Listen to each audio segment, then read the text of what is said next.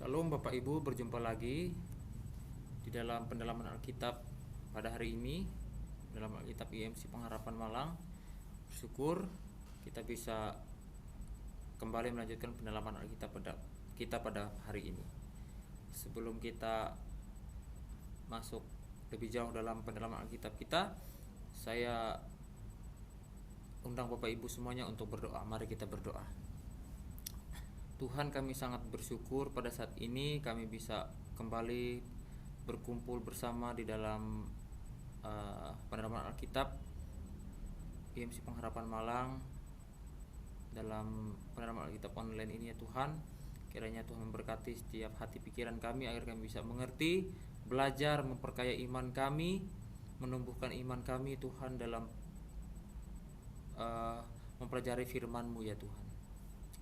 Terima kasih Bapa di surga, letakkan juga setiap hati pikiran anak-Mu yang kami jelaskan ini yang penuh dengan keterbatasan. Tuhan memberkati, memakai secara luar biasa. Kami letakkan waktu ini hanya di dalam nama Tuhan kami Yesus Kristus kami berdoa. Amin. Baik, pendalaman Alkitab pada tanggal 22 September 2020 pada hari ini.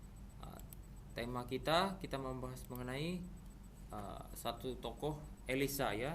Secara khusus kita membahas tentang komitmen dari seorang tokoh perjanjian lama yang bernama Elisa ini, seorang nabi Tuhan yang bernama Elisa. Ya.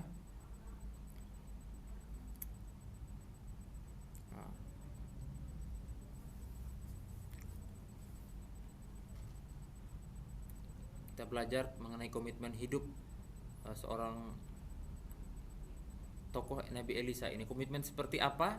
Ini yang akan kita lihat, komitmen seperti apa, ya. Komitmen kepada siapa?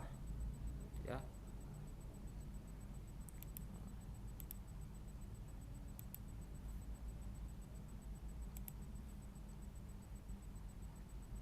Namun sebelumnya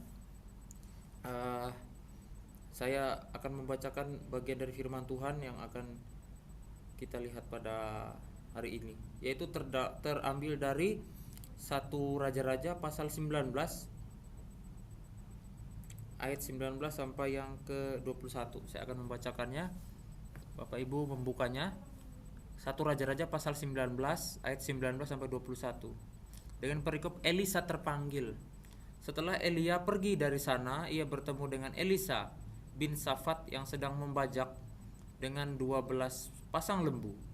Sedang ia sendiri mengemudikan yang ke-12 ketika Elia lalu dari dekatnya, ia melemparkan jubahnya kepadanya. Lalu Elisa meninggalkan lembu itu dan berlari mengikuti Elia, katanya, "Biarkanlah aku mencium ayahku dan ibuku dahulu, lalu aku akan mengikuti engkau." Jawabnya kepadanya, "Baiklah, pulang dahulu dan ingatlah apa yang telah kuperbuat kepadamu." Lalu berbaliklah ia daripada Elia. Ia mengambil pasangan lembu itu, menyembelihnya dan memasak dagingnya dengan bajak lembu itu sebagai kayu api. Ia memberikan daging itu kepada orang-orangnya, kemudian makanlah mereka. Sesudah itu bersiaplah ia lalu mengikuti Elia dan menjadi pelayannya. Ya.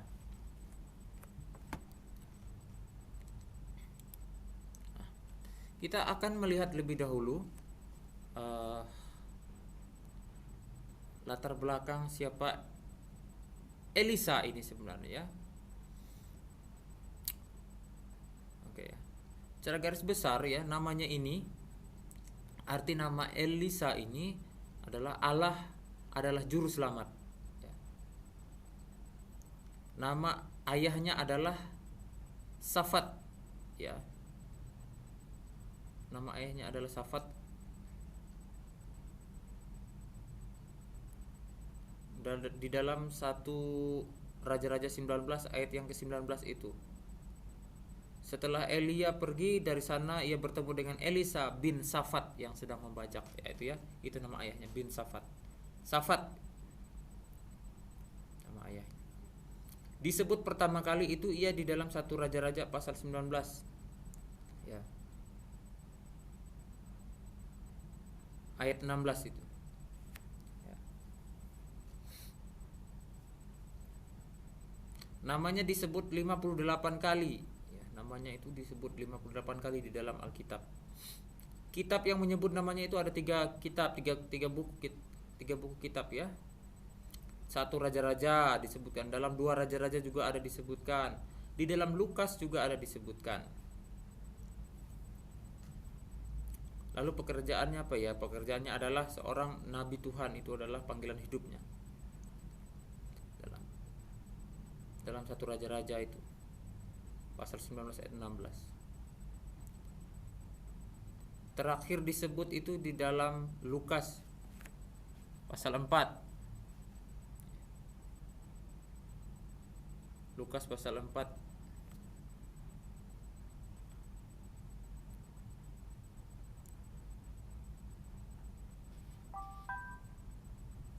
Lukas pasal 4 ayat yang ke-27. Dan pada zaman Nabi Elisa banyak orang kusta di Israel, dan tidak ada seorang pun dari mereka yang ditahirkan selain daripada Naaman orang Syria itu. Ya, itulah terakhir kali nama Elisa disebutkan di dalam Alkitab ya. Nah, fakta penting dari seorang nabi ini adalah Nabi Elisa ini, ia adalah pengganti daripada Nabi Elia. Ia adalah seorang nabi yang menyaksikan Elia terangkat ke surga ya. Nah, sudah kita bahas. Seorang murid didikan langsung dari Elia. Ini yang akan kita bahas, pertama kali perjumpaannya ya bersama dengan Elia. Ia adalah pengganti Elia yang berpisah di Yordan dan menyembuhkan Naaman dari kustanya ya. Dia yang menyembuhkan Naaman. Inilah yang kita bahas, bahwa pertama kali perjumpaan dia bersama dengan Elia. Nah.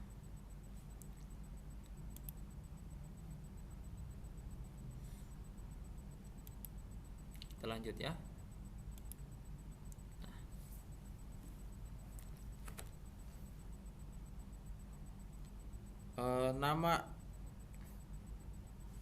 Nama Nabi Elisa ini ditulis di dalam bahasa Ibrani itu Elisha ya, Elisha itu. Nah, di dalam Septuaginta itu disebut Elisai. Di dalam Perjanjian Lama Elisaios gitu ya. Artinya Allah ialah keselamatan, atau Allah itu juru selamat. Ya, yang namanya ayahnya tadi itu adalah Safat. Itu arti nama Elisa ini, Elisha kalau ditulis di dalam bahasa Ibrani. Dalam PB itu Elisaios. Allah ialah keselamatan, atau Allah itu juru selamat. Segala sesuatu yang dapat diketahui mengenai latar belakang Elisa ini disajikan dalam 1 Raja-Raja pasal 19 ayat 16, 19 sampai 21 ya. Tidak diceritakan mengenai umurnya atau tempat lahirnya. Tapi kita dapat menduga ya, dapat menganalisa bahwa ia ini berasal dari Abel Mehola ya. Ya. Di lembah Yordan. Dan bahwa ia masih muda pada saat Elia memilih dia. Ya, sepertinya dia ini anak dari suatu keluarga yang mampu gitu ya. Kenapa dia dikatakan mampu? Nanti kita akan lihat gitu ya. Jika kita memberi penanggalan pada masa pelayanannya dari saat pemanggilannya, maka pelayanan itu meliputi pada saat pemerintahan Ahazia, Raja Ahazia, Raja Yoram, Yehu, Yoahas, Yoas ya. Suatu masa lebih 50 tahun ya. Cerita-cerita tentang pelayanannya disajikan dalam 1 Raja-Raja pasal 19, 2 Raja-Raja pasal 2 sampai 9, 3 13 juga, dan meliputi 18 deretan peristiwa gitu ya. Tapi yang akan kita lihat pada hari ini ya secara khusus adalah mengenai deretan peristiwa dia pertama kali berjumpa dengan Elia gitu ya. Kita akan melihat apa yang terjadi di dalam diri Elisa ketika dia berjumpa dengan Elia gitu ya. Nama dua orang ini agak mirip-mirip ya. Elia, Elisa, hanya tambah S saja. Ya mohon maaf ya jika mungkin ada gangguan suara ya dari luar ya. Mohon dimaklumi. Mohon dimaklumi.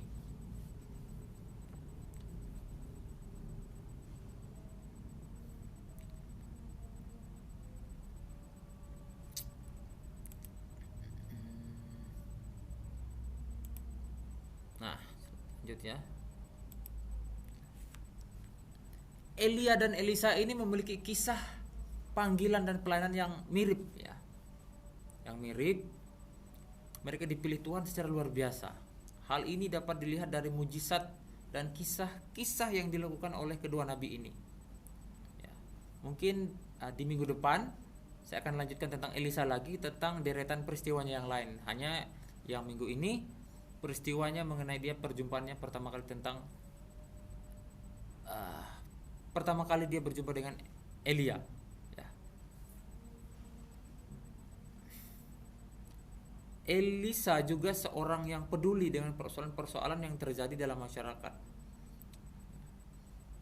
Jika Bapak Ibu mungkin melihat ya, membaca ya, Bapak Ibu harus membaca ya bagian Alkitab ini, kisah tentang Elisa ini sampai habis, juga tentang Elia juga. Elia harusnya sudah minggu lalu ya dibaca. Minggu ini baca kisah tentang Elisa.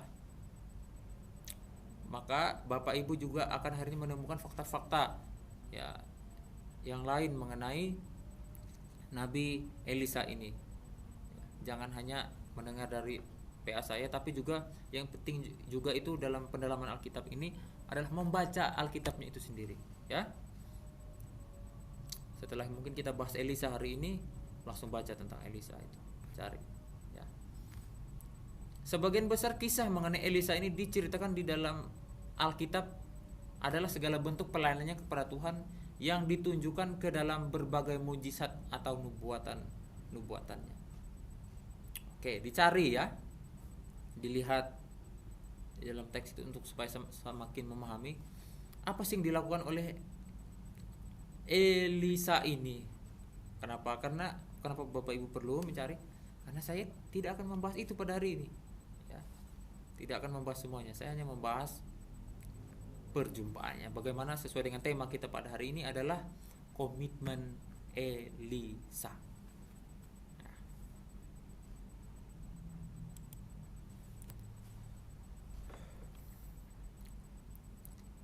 Sepanjang masa pelayanan Elisa sebagai seorang nabi gitu ya, tidak ditemukan satu kisah.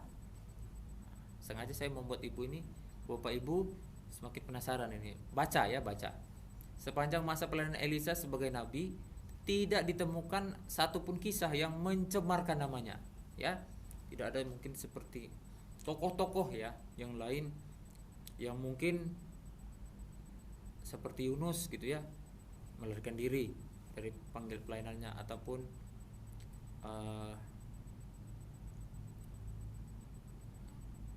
memberontak gitu ya, apapun mencerminkan dia marah seperti Musa gitu ya, tidak ada. Tidak ada kisah yang mencemarkan namanya. Bahkan karena keterlibatannya, bangsa Israel dapat menghindari banyak malapetaka. Bahkan pada akhir hidupnya, ia mendapatkan perhatian penuh dari Raja Yoas. Memang ia tidak saja melayani masyarakat, tetapi juga para petinggi negara. Hal ini membuktikan bahwa kehidupannya yang benar dan hatinya yang tulus sebagai seorang nabi. Jadi nabi ini, baca ya Bapak Ibu ya, tentang kisah seluruh tentang Elisa ini, bahwa hidup dia itu sebenarnya bukan hanya sebatas seorang nabi yang hanya bernubuat begitu, tapi dia juga mengabdikan hidupnya secara kenegaraan gitu ya, bagi para petinggi negara, bagaimana perannya begitu ya. Itu bagaimana ketulusan hatinya dia bertugas untuk meluruskan kehidupan bangsa Israel pada saat itu. Itulah yang sangat dicerminkan ya dari seorang nabi ini ya.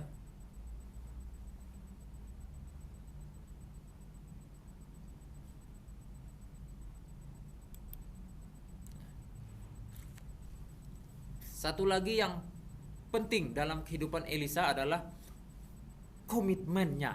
Ya, ini yang kita bahas ya. Komitmennya apa? Komitmennya untuk melayani Allah, untuk melayani Tuhan. Komitmen ini yang membuat ia berhasil menghadapi raja-raja Israel dan segala permasalahannya.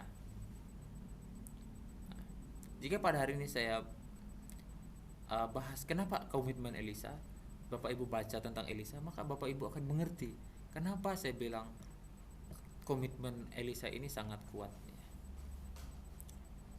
Elisa selalu tampil sebagai penasihat dan pengayom negara, ya. Penasihat, dia memberikan pemikiran-pemikirannya kepada negara, gitu ya. Walaupun dia sebagai seorang rohaniawan lah begitu ya. Tapi dia punya pemikiran-pemikiran hebat untuk negara begitu. Jadi penasihat gitu. Baik di dalam urusan politik maupun dalam urusan ekonomi. Kisah panggilannya yang tidak mengucapkan satu kata pun adalah bukti bahwa sebenarnya ia telah menyatakan komitmennya yang luar biasa ya, dan bersumber dari hatinya yang paling dalam ya. Kenapa saya katakan demikian Bapak Ibu ya?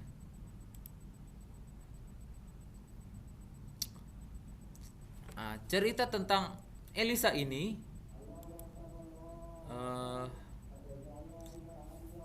dimulai dalam 1 Raja-Raja pasal 19 itu ya, ayat 14 sampai 21. Ketika Tuhan menyuruh Elia untuk mengurapi Elisa sebagai nabi Tuhan untuk menggantikan Elia. Pada bagian ini kita membaca bahwa Elia itu menemukan Elisa sedang di ladang ya. Sedang di ladang dengan sepasang lembu dan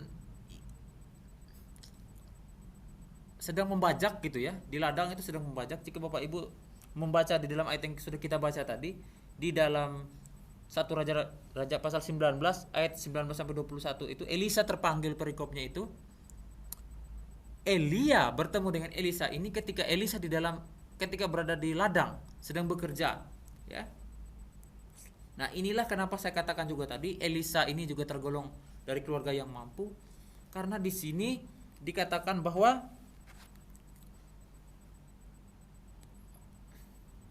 Elisa bin Safat yang sedang membajak dengan 12 pasang lembu, berarti 24 ekor.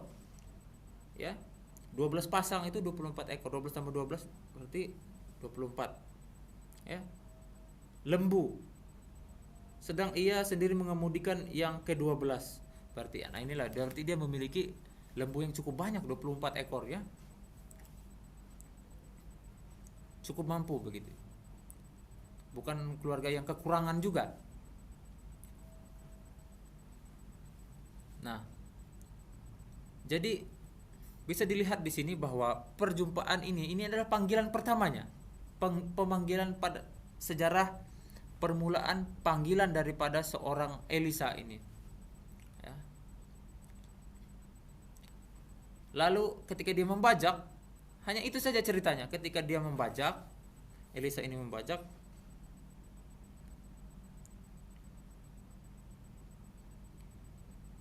Di dalam pasal 19 ayat 19 itu, ketika Elia lalu dari dekatnya, ia melemparkan jubahnya kepadanya. Hanya melemparkan jubahnya.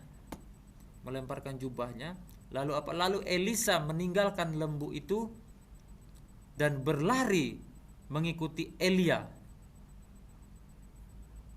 Bayangkan Bapak Ibu. Ini adalah suatu peristiwa. Ya, suatu peristiwa yang sangat cukup unik gitu ya. cukup unik. Kenapa? Panggilannya ini panggilan yang tanpa sepatah kata pun ya. Nah, di sini ya kita baca.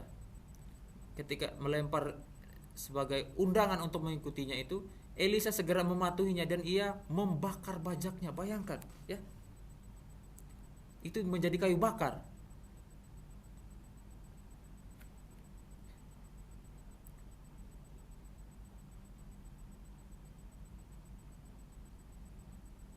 Dan dia mengambil pasangan lembu, itu ayat 21.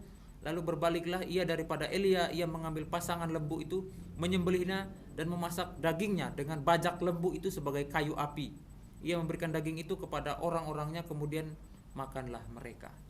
Nah, ini uniknya, luar biasanya daripada panggilan seorang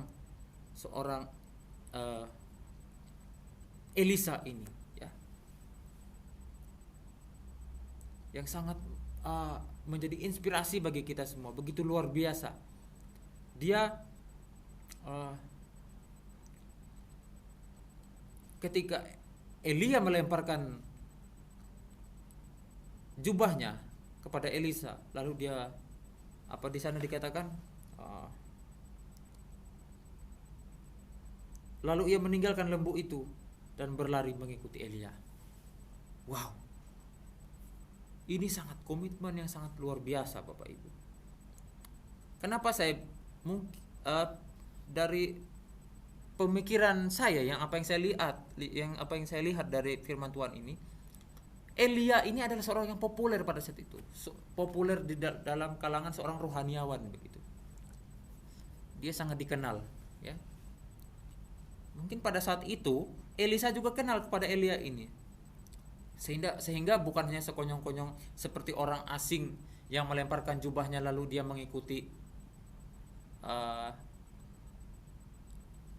Elia begitu ya. Jadi dia tahu, sepertinya Elisa ini tahu kalau itu adalah Elia. Elisa ini tahu kalau itu adalah Elia gitu ya, yang melempar itu. Sehingga dia ini adalah sebuah pertanda, seorang tokoh besar gitu ya. Tokoh besar yang sangat luar biasa, seorang tokoh yang sangat populer bagi bangsa Israel pada saat itu, yang sangat orang diketahui dipakai Tuhan secara luar biasa. Ya, dia tahu bahwa itu dipakai Tuhan secara luar biasa. Makanya dia langsung menurut di situ. Dia tahu bahwa ada maksud lain dari seorang nabi Tuhan ini. Biarlah aku mengikut engkau, katanya. Biarlah aku mencium ayahku dan ibuku dulu, lalu aku akan mengikut engkau, katanya. Dia ingin pamit kepada orang tuanya dulu. Wow, amazing ini ya, sangat luar biasa Bapak Ibu. Saya kadang mengimajinasikan hal ini jika terjadi kepada saya begitu ya. Ini sangat luar biasa apa jadi komitmen dari seorang ini ya. Dia meninggalkan apa yang menjadi ikatan, secara ikatannya yang bisa mengikat dia untuk tidak mengikuti apa, membuat dia tidak menurut. Apa itu? Mereka punya 12 pasang lembu itu. Mereka punya ladang yang harus dikerjakan ya. Mereka punya ladang yang harus dikerjakan. Keluarga, bayangkan,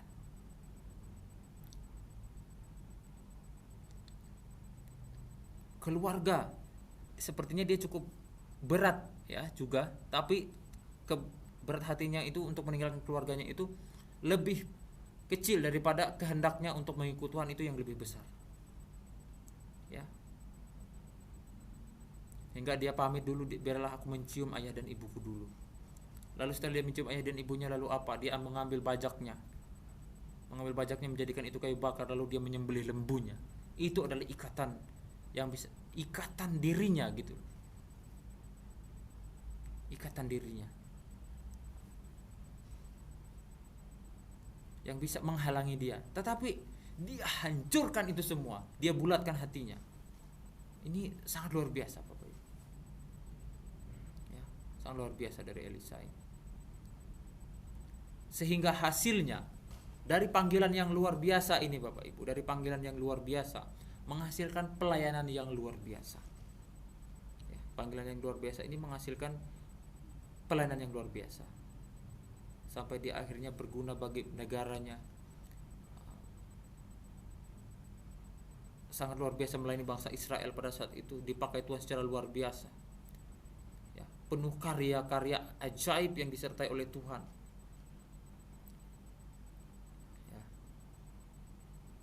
Dia menjadi penasihat negara. Nah, bagi kita sekarang Bapak Ibu, kita belajar daripada Elisa ini, bagaimana kita hidup ikut dengan Tuhan. Ya, bukan berarti kita seperti Elisa, lalu kita membuang apa yang kita punya, lalu kita menyembelih apa yang kita punya. Tidak seperti itu juga. Ini mengajarkan kita bagaimana kita jangan mau diikat oleh sesuatu hal duniawi ini untuk tidak mengikut Tuhan, untuk tidak taat kepada Tuhan, apapun itu. Contohnya seperti apa yang memberatkan hati, yang bisa memberatkan hati Elisa sebenarnya. Seperti apa? Keluarganya. Sepertinya Elisa ini adalah orang yang sangat sayang kepada keluarganya, sehingga dia harus pamit kepada orang tuanya, memiliki hubungan yang baik gitu. Lalu dia juga hartanya apa? Dia membakar bajaknya untuk menjadi kayu bakar dan memasak lembunya. Bayangkan ini. Bukan berarti kita harus menghancurkan apa yang kita punya ya. Saya tekankan lagi ya, bukan berarti itu. Tetapi problem ini jangan menjadi mengikat kita ya, untuk tidak mau mengikut Tuhan dengan komitmen. Karena apa? Bapak Ibu ya, apa yang kita punya ini juga bisa untuk mempermuliakan Tuhan gitu. Seperti yang ditunjukkan oleh Elisa juga ya, dia memberkati keluarganya, memberkati orang-orang dengan lembu yang dia sembelih dari apa yang dia punya ya.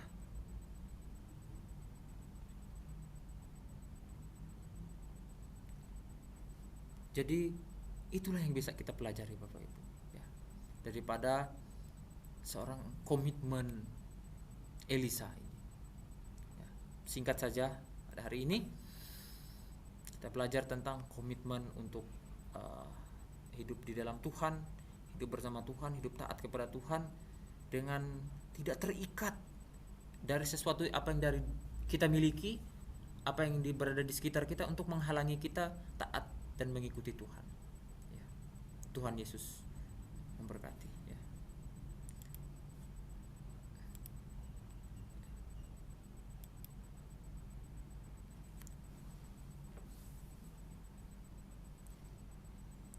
Jika ada Bapak Ibu mungkin bertanya, sharing, mungkin bisa di nomor handphone saya yang ini ya.